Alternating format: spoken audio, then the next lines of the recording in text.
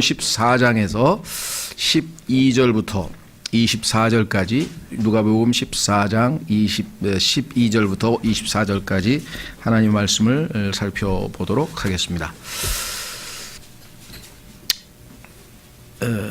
말씀드린 것처럼 예수님께서는 지금 예루살렘을 향해서 십자가에서 자신의 생명을 속전으로 내어주시기 위해서, 우리의 죄값으로 내어주시기 위해서 지금 하나님의 말씀에 순종해서 걸어가고 있는, 향하고 있는 여정입니다. 그 도중에 예수님께서는 여러 가지 형태로 반발 또는 박해 또는 방해를 받으셨는데, 이때마다 주님께서는 그 기회들을 활용하셔서 다양한 여러 가지 영적 교훈들을 가르치고 계시죠. 오늘도 아주 유명한 그 잔치, 큰 잔치 비유를 15절서부터 말씀하셨는데, 그 전에 우리는 14절서부터 이 초대받은 자들에 대해서 7절부터 11절까지는 낮추는 자, 다시 말해서 겸손에 대해서 주님께서 지난 시간에 말씀하셨죠. 그래서 11절의 결론이 누구든지 자기를 높이는 자는 낮아지고 자기를 낮추는 자는 높아지리라. 이 말씀대로 이 땅에서 자신을 낮추는 자들은 주님 오시는 그날에 높임을 받을 것이 분명합니다. 반대로 자신을 높이는 자는 오히려 낮아지는 수치를 당하게 될 것은 분명하죠. 하나님의 말씀은 결코 땅에 떨어지는 법이 없기 때문입니다. 자, 그래서 오늘은 12절서부터 살펴보도록 하겠습니다. 12절서부터 14절까지는 역시 초대에 관한 내용인데, 이번에는 보상에 관한 것입니다. 자, 우리가 어떤 사람을 초대합니다. 그런데 그 뒷면에 내가 저 사람을 초대하면 다음번에 저 사람이 나에게 더 크게 초대하겠지, 아니면 다음번에 나를 초대하겠지, 이런 계산이 깔리는 그러한 초대라고 하는 것은 의미가 없다는 것이죠. 뭔가를 줄 때에는 순수하게 사랑의 마음으로 주는 것이지 되돌려 받을 생각을 하고 주는 것, 이런 것들은 이제 여러분 잘 아시는 것처럼 정치인들이 고아원에 찾아가고 양로원에 찾아가고 온갖 그럴싸한 일들을 할 때 보면 나중에 그걸 표로 되돌려받고자 하는 그런 계산이 깔린 것이죠. 뻔히 알면서도 우리가 속아 넘어갈 때도 있고 하지만요. 그러나 우리 그리스도인들일 경우에는 그와 같은 계산을 하고 주고받는 것이 아닙니다. 전적으로 예수 그리스도께서 우리에게 자신을 내어주신 것 같은 마음으로 주어야 한다. 이것이 나중에 그것에 대해서 하나님께서 보상하시라고 하는 믿음이 있을 때 가능한 것이죠. 그렇죠? 하나님이 나중에 보상하신다는 믿음이 있으면 지금 보상받지 않아도 아무 문제가 될 것 없습니다. 그렇죠? 그래서 실질적인 교훈은 지극히 상식적인 교훈이에요. 그렇죠? 어려울 게 없습니다. 지극히 상식적인 교훈인데, 자, 그 안에 또 몇 가지 우리가 또 살펴볼 교훈이 있네요. 우선 본문 말씀을 한번 보겠습니다. 12절서부터 14절까지. 그 뒤에 그분께서 또 자기를 초대한 자에게 이르시되, 내가 점심이나 저녁을 만들거든 내 친구나 형제나 친족이나 부유한 이웃을 부르지 말라. 그들이 또한 너를 다시 초대하여 내게 되갚을까 염려하노라. 그러나 네가 잔치를 베풀거든 가난한 자와 불구자와 다리 저는 자와 눈먼 자들을 부르라. 그리하면 그들이 내게 보답하지 못하므로 내게 복이 있으리니 의인들이 부활할 때에 내가 보답을 받으리라 하시니라. 참 위대한 교훈입니다. 잘못 적용하면 안 되십니다. 그러니까 이게 다음부터 내 친구랑 이제 친구 밥 사주는 거 그만둬야 되겠다, 이렇게 또 아주 무지몽매하게 적용하는 분이 있어요. 문맥에서를 잘 보셔야 되죠. 친구에게 얼마든지 교제 요청을 하기 위해서, 친구랑 주 안에서 교제하기 위해서 식사 초대도 하고 차도 한 잔 초대하고, 이거는 전혀 나쁜 게 아닙니다. 여기서 지금 그게 잘못됐다는 얘기를 하는 것이 아니라 뒤에 뭔가 바라고 계산하고 하는 그런 태도가 잘못됐다는 것이고, 전혀 그런 것 없이 순수하게 주는 그런 사람들에게는 나중에 그리스도의 심판석에서 주님이 오시는 그 첫째 부활에서 주님으로부터 오는 보상이 있다는 것이죠. 그래서 믿음으로 주님을 신뢰함으로 너희가 누구에든지 주라. 주는 것이 받는 것보다 더 복되도다. 이렇게 말씀하셨죠. 사도행전 20장에 보면은 그 말씀이 나오잖아요. 그렇죠? 그런데 실제로 성경에 찾아보면 그런 말씀이 안 나와요. 한번 확인해 보겠습니다. 사도행전 20장 35절에 보면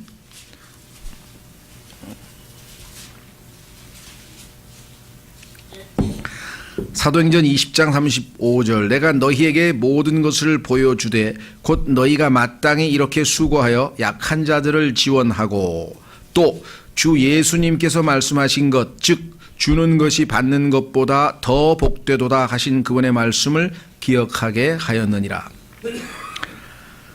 참 그리스도인들이 보면 어리석은 것 같아요. 왜 어리석으냐? 특히 우리 한국은요, 이 기복신앙, 소위 말하면 과거에 이 우리의 그 조상들이 전통적으로 가지고 있던 여러 종류의 신앙, 뭐 또 이렇게 무당을 포함해서 하여간 뭐 이게 복받는 기복신앙이 아주 뭐 어느 나라나 다 비슷하지만 우리나라가 특히 그게 심한 것 같아요. 심한데 그것이 이 기독교 안으로 침투를 해서 그렇죠. 잘못된 기복신앙이 들어왔기 때문에 참으로 사람들이 이 어떻게든 이 복받는 거에 대해서 관심이 많습니다. 그렇죠? 네, 그래서 복자 하여간 뭐 숟가락에도 복을 쓰고 하여간 뭐 복에 대해서는 하여간 뭐 그런데 놀라운 사실은 그 누구보다도 더 복받는 비결이 있어요. 성경에 보니까 그것은 뭐냐면 주는 거예요. 복받는 답이 써 있는데 실천은 안 하고 자꾸 축복성회만 하면 뭐 하겠니? 복받으러 성회 뭐 기도원 다니고 어디 뭐 집회 다니고 왜 그렇게 다니냐고. 성경에 답은 써 있는데 왜 그럴까요? 믿음이 없는 거죠. 주님이 하신 말씀을 못 믿으니까 더 축복 받고는 싶은데 이 말씀대로 하자니까 당장은 손해보는 것 같아서 못하는 거죠. 얼마나 우리가 어리석은지 보세요. 이 말씀대로 한번 주어보세요. 더 축복된 삶을 사는 것은 자명함. 왜? 하나님은 거짓말 하실 수 없는 분이라고 성경에 써놨거든요. 그리고 그 말씀에 순종해서 더 준 사람들은 다 몇 배의 축복을 받았다고, 몇 배의 보상을 받았다고, 아니면 이 땅에서 받지 못했다면 약속대로 받게 될 것이라는 확신과 기쁨 가운데 살아가고 있다는 것이에요. 그렇죠? 예. 저도 뭐 기회가 주어질, 뭐 그렇다고 막 억지로 그냥 뭐 다 길 거는 사람에게 뭐 하라는 그런 뜻은 아니고 하나님께서 기회를 주신다 이게 하나님께서 타이밍. 하나님께서 내 마음에 뭔가를 주시고자 하는 그런 마음을 주세요. 그런데 그 마음을 억누르면 손해봐요. 저는 아주 그냥 재미있다고 해야 되나? 그러니까 참 주님께서 저에게 일종의 조크를 이렇게 아주 던지신 그런 재미있는 일이 있었는데 옛날에 이 교회에 다니면서 새벽에 이제 기도를 하다가 어떤 사람이 이 떡 배달을 하는데 장애인 아저씨가 자전거가 없어가지고 떡 배달을 못 한다는 거예요. 근데 내는 잘 안 타던 집에 그냥 자전거가 한 대 있어서 근데 별로 안 타. 그래서 이거를 드려야 되는구나. 근데 그때는 뭐 신앙생활 한 지가 뭐 몇 년 됐는지 잘 모르겠는데 하여간 아까운 생각이 딱 들더라고. 그래서 그냥 그 성령의 소욕이죠. 마음을 주셨는데 딱 접어버렸어요. 예, 그날 저녁에 도둑 맞았어요. 하나님이 보고 계시는구나. 근데 이런 체험을 한두 번 한 게 아니에요. 하나님은 의외로 가까이 계셔요. 그러니까 성령님께서 뭔가 찔림을 주었을 때 저 사람에게 복음을 전하라. 쑥스러운데요. 제가 스페인에 갔는데 초반에 그냥 엄청나게 그 시험을 많이 당했어요. 구원받은 지 한 1년도 안 돼가지고 갔더니 그냥 마귀가 막 그냥 옛 습관서부터 시작해가지고 막 온갖 시험으로 막 시험을 하는데 그리스도인을 만날 수가 없는 거예요. 그러니까 혼자서 기도하다 지쳐가지고 나중에 하나님 내 이렇게 시험당하고 죄를 지을 바에야 뭐하러 저를 스페인에 보냈습니까? 그냥 짐 싸갖고 그냥 한국으로 가겠습니다. 그때는 이제 정부에서 주는 장학금을 받고 2년간 유학을 간 건데 2달도 안 돼가지고 완전히 시험에 빠져가지고 이렇게 주님 앞에 합당치 못하게 살자면 차라리 가는 게 낫겠다 싶어가지고 낙심이 돼가지고 툭 잔디밭에서 그냥 속된 말로 에이 모르겠다 나는 이제 하나님이 나를 그러고선 누워있는데 한 사람이 다가오는 거예요. 그러면서 어디서 왔냐고. 그래서 외국 사람이니까 스페인 바르셀로나에서 자치대학교에서 난 어디서 왔다고 했더니 물어보면서 종교가 뭐냐고.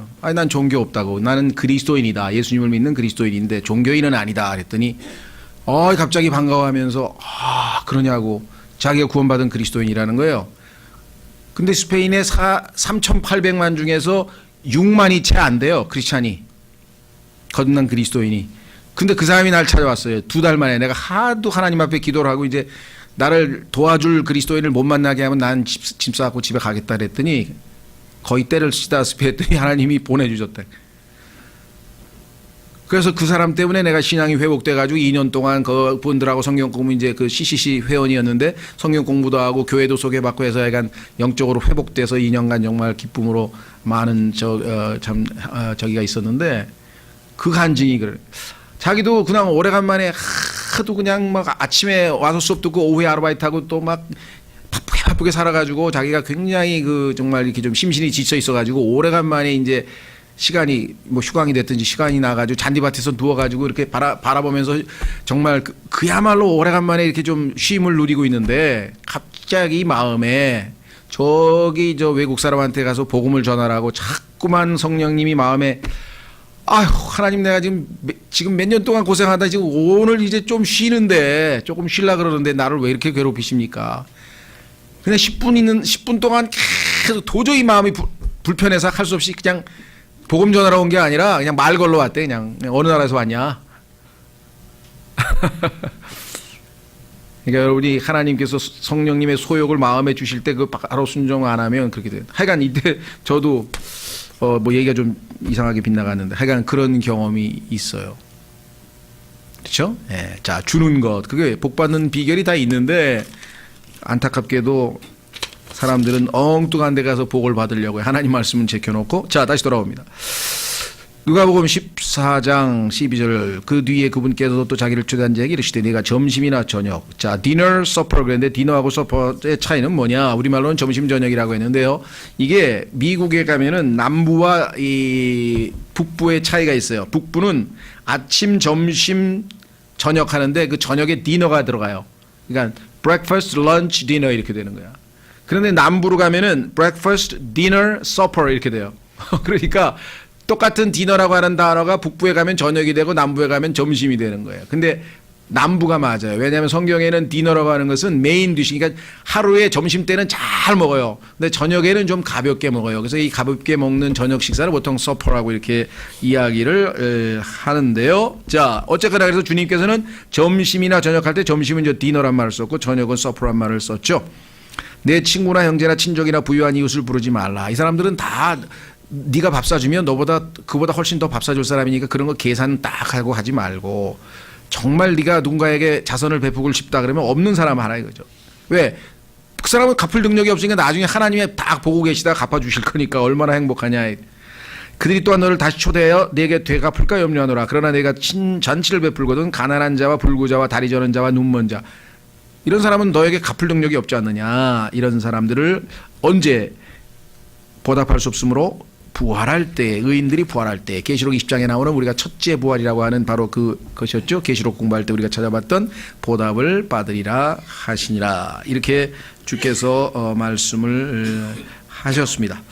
자, 그래서 아주 우리 신약의 그리스도인들에게도 비슷한 이 해당 구절을 하나만 찾고 오늘 주제 그 다음 주제로 15절서부터 넘어가겠습니다. 자, 고린도 후서 9장 9절에 보면은요 이렇게 말씀하셨네요. 고린도 후서 9장 9절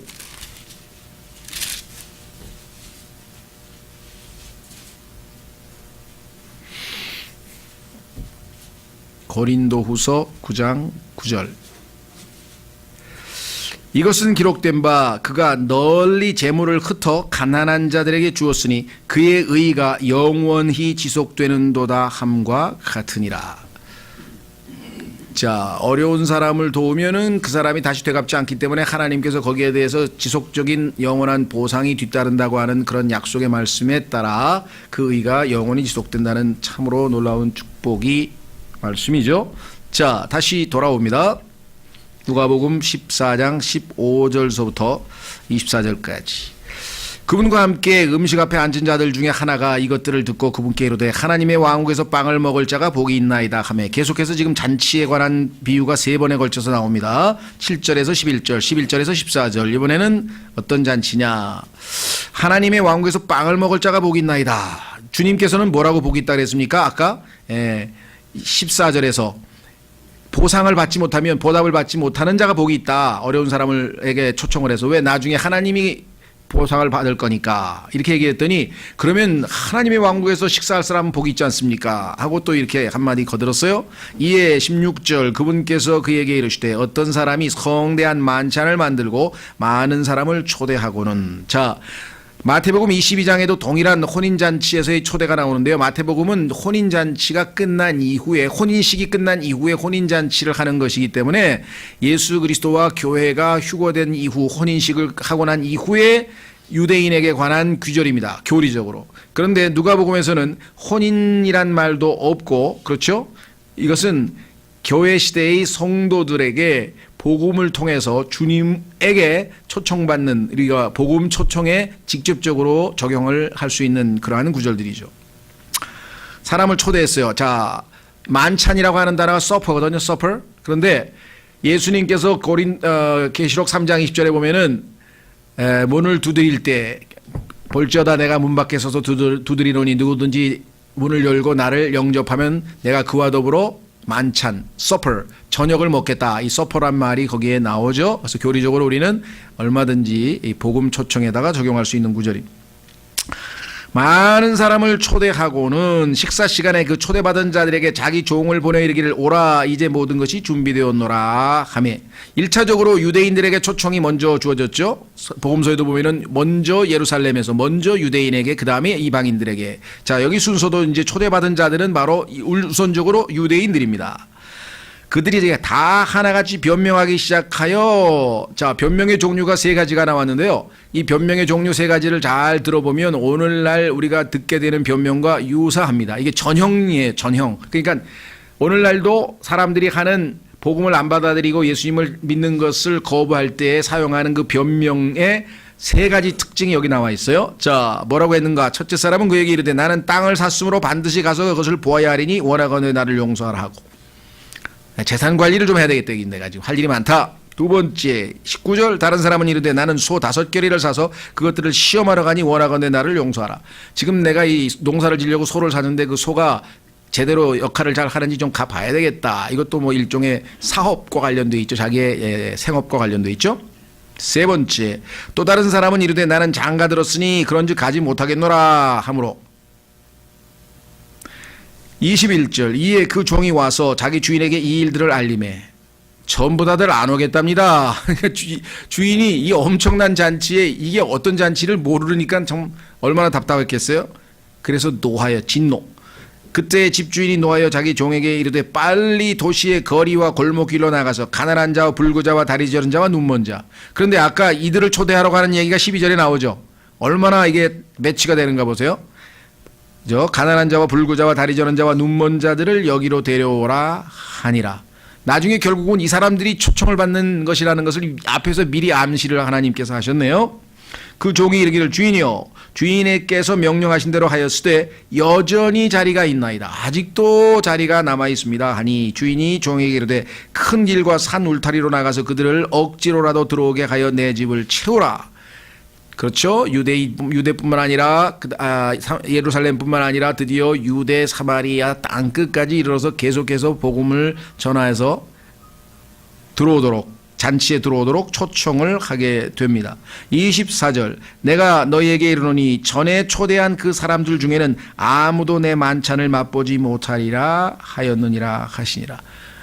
유대인들이 예수 그리스도를 끝까지 결국은 거부했던 그것에 대한 대가가 얼마나 큰가를 여기에서 우리에게 분명히 보여주고 있습니다. 자, 그래서 다시 한번 본문으로 돌아갑니다. 15절. 자, 15절 16절에 보니까 그분과 함께 음식 앞에 앉은 자들 중에 하나가 이것들을 듣고 그분께 이르되 하나님의 왕국에서 빵을 먹는 자가 복이 있나이다 하매.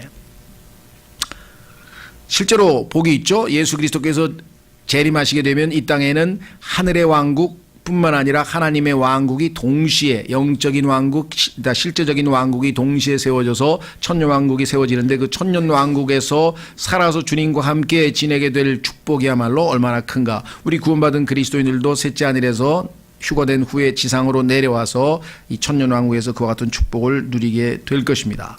그래서 주님께서는 그 왕국에 참여할 수 있는 자들이 누구인지를 지금 말씀하고 있죠. 이에 그분께서 그에게 이르시되 어떤 사람이 성대한 만찬을 만들고 많은 사람을 초대하고는 식사 시간에 그 초대받은 자들에게 자기 종을 보내어 이르되 오라의 모든 것이 준비되었노라. 다 이루었다. 준비가 다 됐습니다. 근데 그들이 다 하나같이 변명하여 이르기를. 여러분들 오늘날 복음 전해보면 어떻습니까?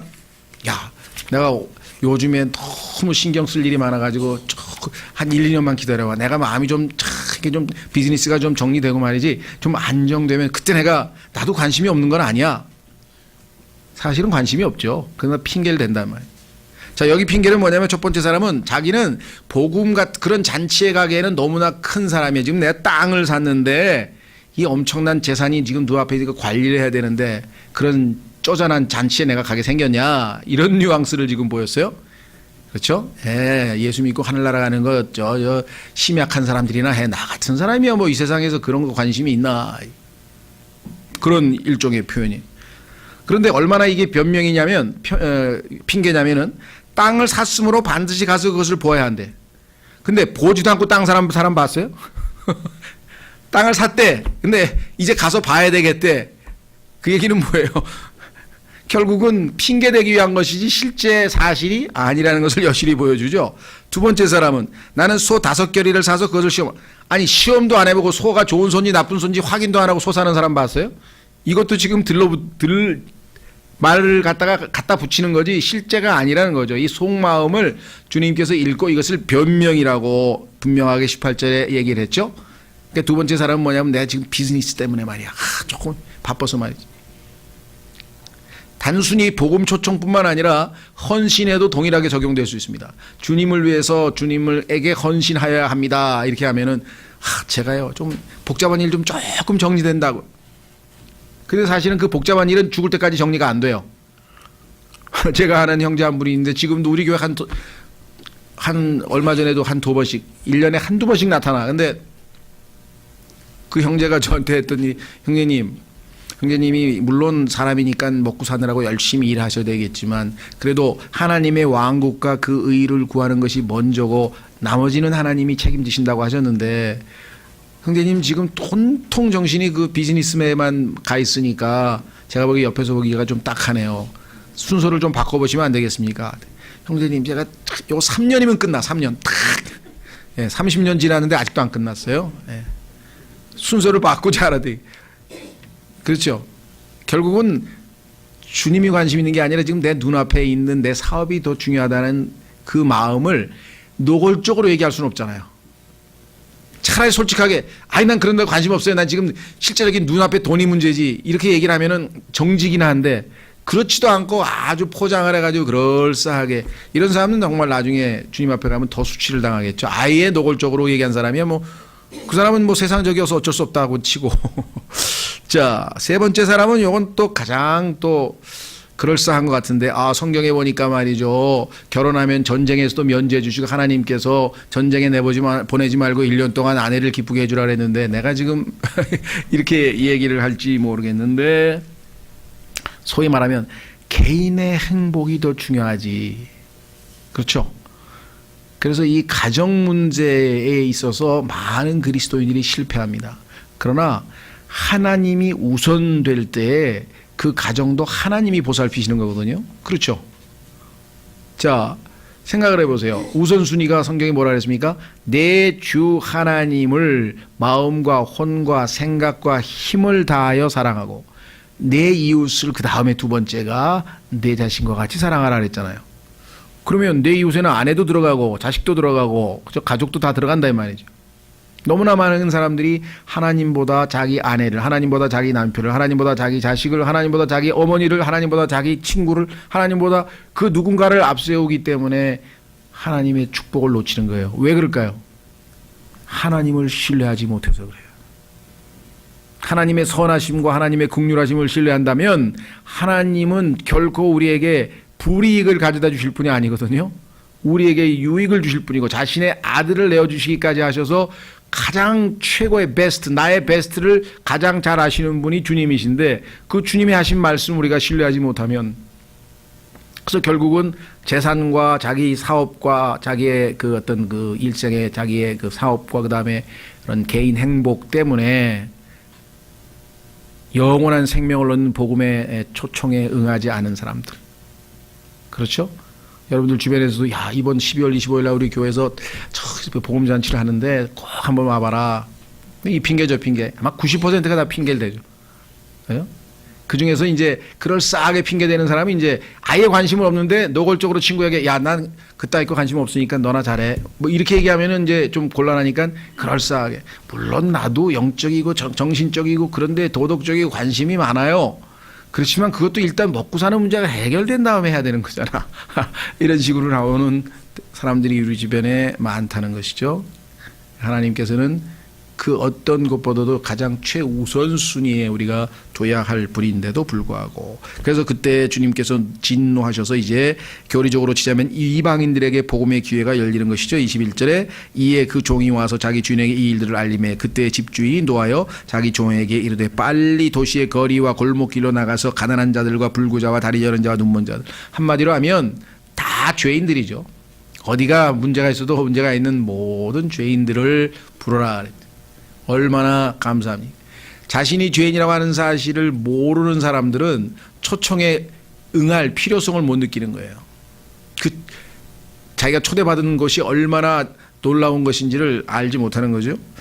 22절 그 종이 이르기를 주인이여 주인께서 명령하신 대로 하였으되 여전히 자리가 있나이다 하니 주인이 종에게 이르되 큰 길과 산 울타리로 나가서 그들을 억지로라도 들어오게 하여 내 집을 채우라. 내가 너희에게 이르노니 전에 초대한 그 사람들 중에는 아무도 내 만찬을 맛보지 못하리라 하였느니라 하시니라. 실제로 주님께서 많은 사람들에게 초청을 했지만 그것을 거부한 자들에게 나중에 그들이 궁할 때 손을 내밀지라도 응하지 아니하겠노라. 기회는 항상 오는 것이 아닙니다. 우리가 생각할 때는 어떤 사람은 그래요? 저도 다 계산이 있어요. 무슨 계산인가? 이 세상에서 많이 재미있게 살다가요. 딱 죽기 1년 전에 싹 정리하고 예수님 탁 믿고 하늘나라 갈 준비를 하겠습니다. 제가. 그 믿음이 하나님께서 원하실 때 막 주시나요? 아니죠. Now라 그러지. 지금. 보라 지금이 구원의 날이요. 지금이 acceptable. 자, 확인해 보겠습니다. 아무 때나 받아주시는 게 아니에요. 하나님께서 초청할 때만 받아주시는 것이지 아무나 막 받아주시나요? 고린도후서 6장. 고린도후서 6장. 그때는 펴서 보여줘야 돼. 너 그때 가면 믿고 싶어도 못 믿어. 왜? 믿음은 하나님이 주시는 선물인데 하나님이 믿음을 안 주시면 너 못 믿는다니까. 하나님이 믿음도 선물이라고 에베소서 2장에 써 있어.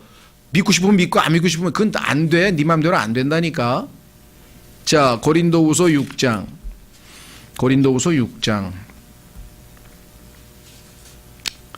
1절서부터 2절. 고린도후서 6장. 그런즉 우리가 그분과 함께 일하는 일꾼으로서 너희에게 간청하노니 너희는 하나님의 은혜를 헛되이 받지 말라. 그분께서 이르시되 받아주는 때에 내가 네 말을 들었고 구원의 날에 내가 너를 구조하였노라 하시니 보라 now 지금이 성령님께서 내 마음에 찔림을 주실 때 주님께서 초청을 하실 때 now 지금 복음 전도자가 너에게 전도지를 줄 때 now 지금이 받아주시는 때요. 보라 지금이 구원의 날이로다. 자기가 원하는 때 마음대로 초청장도 받지 않고 마음대로 잔치에 들어가고 말고 하는 것이 아니라는 사실을 우리가 알 수 있죠. 마지막 한 구절 찾고 기도하겠습니다. 잠언서 1장으로 가겠습니다. 구약성경 잠언 1장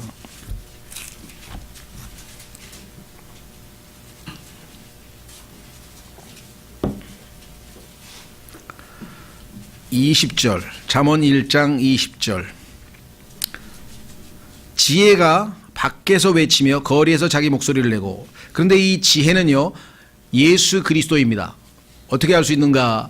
고린도전서 1장 30절에 그분이 우리의 지혜다라고 써 있고요. 그 다음에 예수님께서도 자신이 지혜라고, 지혜는 사람 자신의 자녀들에게서 의롭다 여김을 받느니라고 하면서 마태복음 12장에서 예수님이 자신을 지혜, personified, 의인화된 지혜로 스스로 말씀을 하신 적이 실제로 있죠.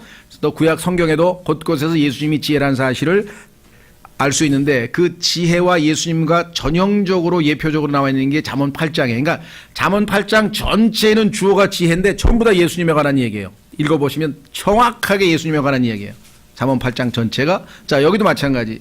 지혜가 밖에서 외치며 거리에서 자기 목소리를 내고 군중이 모이는 중요한 곳과 성문 통로들에서 외치며 도시 안에서 자기의 말들을 내어로되 단순한 자들아 너희가 어느 때까지 단순함을 사랑하겠느냐. 비웃는 자들아 너 어느 때까지 자기들의 비웃는 것을 기뻐하고 어리석은 자들이 지식을 미워하겠느냐. 너희는 내 책망을 듣고 돌이키라. 보라 내가 내 영을 너희에게 부어주며.